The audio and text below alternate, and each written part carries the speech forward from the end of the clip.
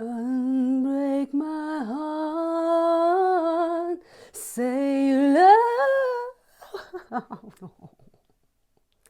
Hello mes chanteurs et chanteuses préférés, je reviens avec une vidéo sur le bien-être du chanteur. Et cette semaine, nous allons parler du diaphragme. Notre diaphragme se situe à cet endroit-là, sous notre poitrine. Vous avez dû entendre parler du terme de plexus solaire. C'est situé dans la même zone. Donc un plexus, qu'est-ce que c'est? C'est un réseau de nerfs, des nerfs qui sont reliés les uns aux autres et qui influencent le mouvement des organes qui y sont affiliés. Donc vous comprenez que dans cette zone-là, il se passe beaucoup de choses. Nous savons désormais au niveau somato-émotionnel que notre zone à partir d'ici,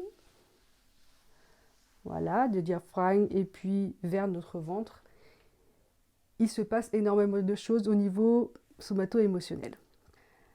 C'est aussi un endroit où beaucoup de mes élèves ressentent des tensions, ressentent des blocages.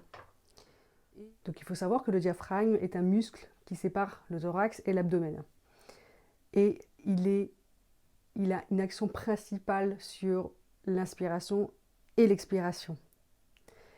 Son rôle est capital donc dans la gestion du souffle et donc du chant.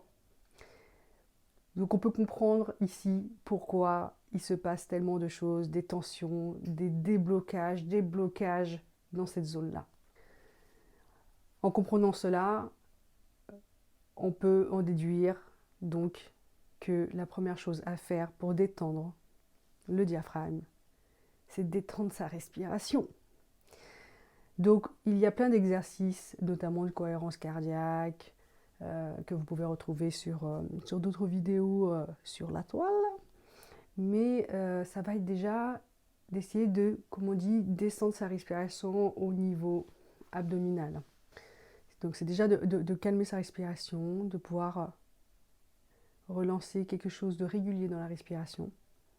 Ce que je remarque aussi, mais j'en suis moi-même la première victime, c'est que dans un moment de stress, on peut avoir tendance à retenir sa respiration et oublier de respirer tout simplement. Et puis donc générer de la tension au niveau du diaphragme.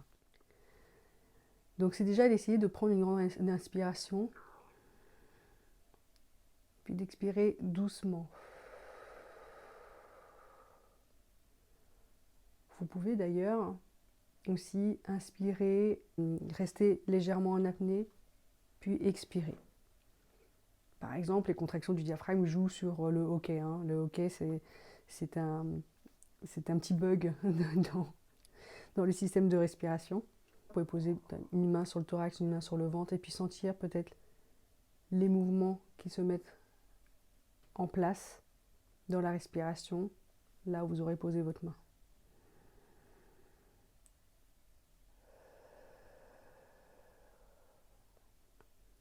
Je vous propose d'utiliser la visualisation suivante. Imaginez, sentez même que l'air que vous inspirez entre avec de la fraîcheur. Vous le sentez au niveau de vos narines. Gardez un petit peu votre respiration, votre souffle. Et puis soufflez avec les lèvres entrebâillées. Et sentez comme l'air devient tiède.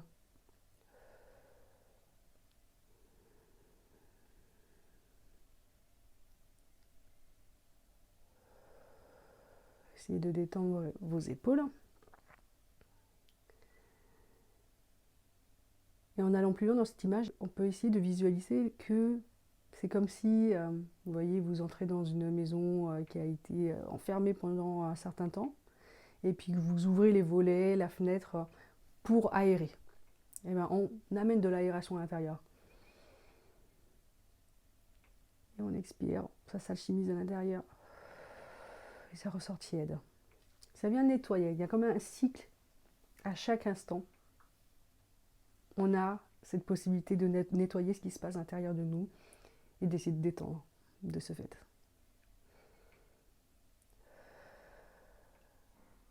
Donc vous pouvez prendre plusieurs cycles de respiration comme ça et essayer de trouver quelque chose de régulier et d'assez détendu. Il y a également un petit étirement, une manipulation à faire pour sentir si vous avez beaucoup de tension au niveau du diaphragme. Et au fur et à mesure, essayer de détendre.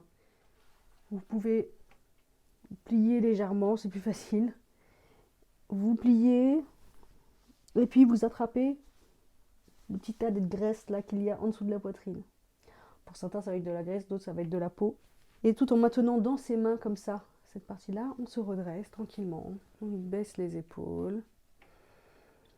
Et on prend ses respirations et on essaye de sentir qu'est-ce qui se passe dans cette zone. Est-ce que la peau, est-ce que le petit rouleau de graisse essaie de s'échapper de vos mains?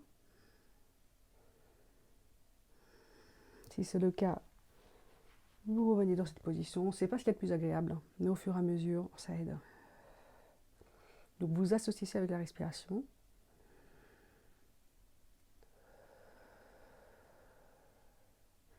Et vous pouvez faire ça voilà, sur plusieurs jours et sentir un petit peu est-ce qu'il y a des améliorations. N'hésitez pas à venir coucouner, caresser par la suite cette zone-là. Ça n'a pas besoin de durer très très longtemps. Vous pouvez juste constater cette zone-là. Et pour créer un petit peu plus d'espace dans cet endroit-là, on va aussi en créer sur les côtés. On va simplement, par exemple, étirer les bras vers le haut. Bien inspirer. Et puis, sur expiration, on va étirer sur le côté. On relâche. On inspire, on étire. Et on expire, on la met sur le côté pour étirer ici, amener plus d'espace également.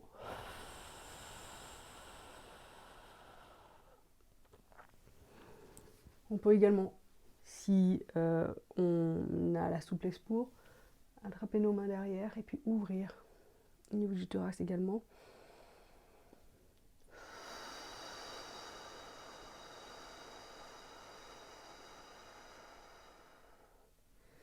Ça, c'est au niveau des étirements. Donc on peut, vous voyez, masser tout doucement, mais c'est une zone très sensible, donc pour détendre, il vaut mieux ne pas trop s'attarder sur du massage. En revanche, ce qu'on peut faire au niveau du chant, parce qu'au niveau du chant, lorsque le diaphragme est tendu, on peut manquer d'appui ou être tout le temps contracté, voyez, sur le chant. Et du coup, pour pouvoir mettre des nuances où il y a du relâchement, plus de respiration, plus de silence, ça va être très compliqué. Donc on va aller travailler vraiment la respiration dont on a besoin dans le chant, une respiration régulière, qui n'est pas entravée, qui n'est pas tendue et qui est plutôt basse. Ce que j'appelle plutôt basse, c'est la zone du ventre. Donc moi j'aime bien utiliser le nombril comme point de repère. Et lorsqu'on a du mal à trouver cette respiration dite abdominale, on peut créer une pesanteur pour s'aider. C'est-à-dire que de vous allonger sur le dos et de respirer et de sentir comme naturellement cette respiration elle vient au niveau abdominal, donc du ventre. Si effectivement vous avez bien remarqué ça mais que vous n'arrivez pas à le mettre en place en étant debout, je vous conseille de créer une pesanteur. Donc vous pouvez vous mettre à quatre pattes par exemple et puis sentir comme le ventre se remplit tout seul et attiré par le sol sur l'inspiration. Et en revanche, sur l'expiration, vous allez faire l'action de comme si vous voulez avaler votre nombril au fur et à mesure. Donc, vous pouvez le faire aussi en étant simplement penché. Voyez.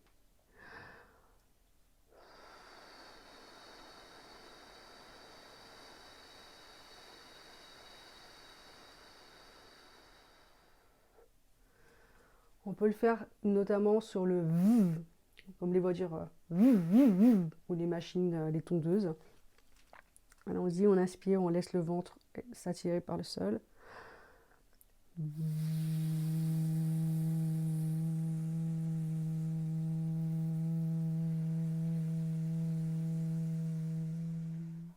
Voilà. Vous pouvez faire ça sur plusieurs tours, ce qui permet de muscler notre diaphragme.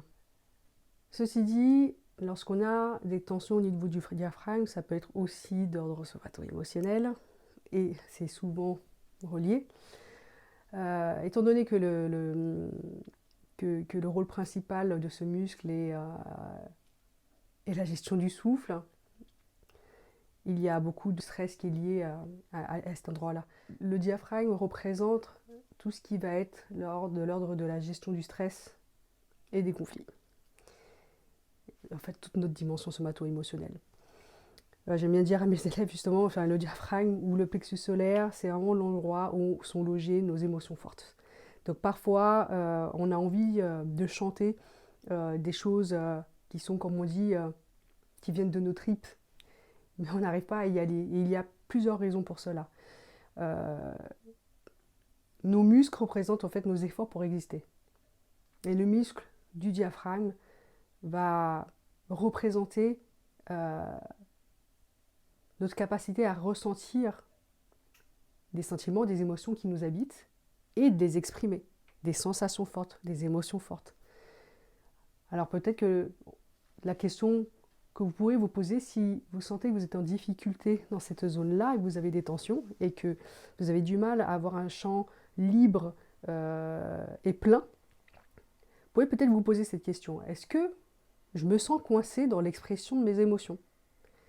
Ça peut être des émotions du type de la colère, ça peut être de l'amour, ça peut être le fait de clamer. J'ai régulièrement des coachés qui ont cette problématique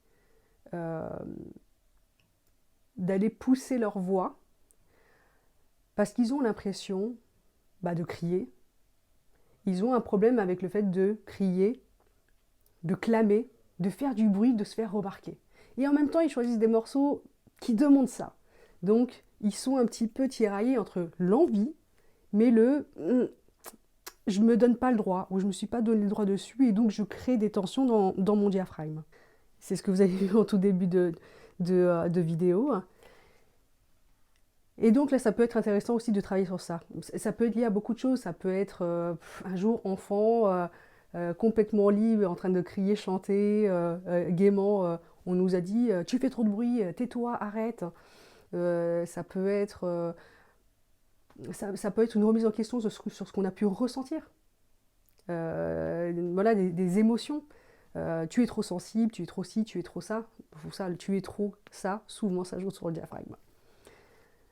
Donc voilà, ça peut être intéressant d'aller travailler sur ceci si vous avez envie d'être plus libre sur une expression franche et pleine sur des chansons qui demandent beaucoup d'expressivité.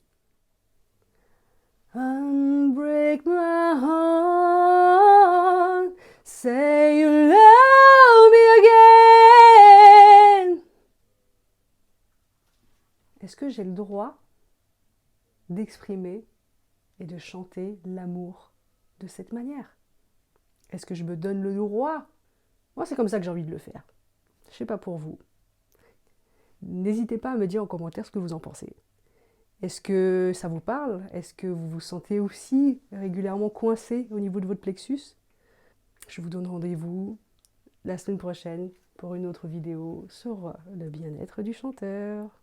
À très bientôt. Au revoir.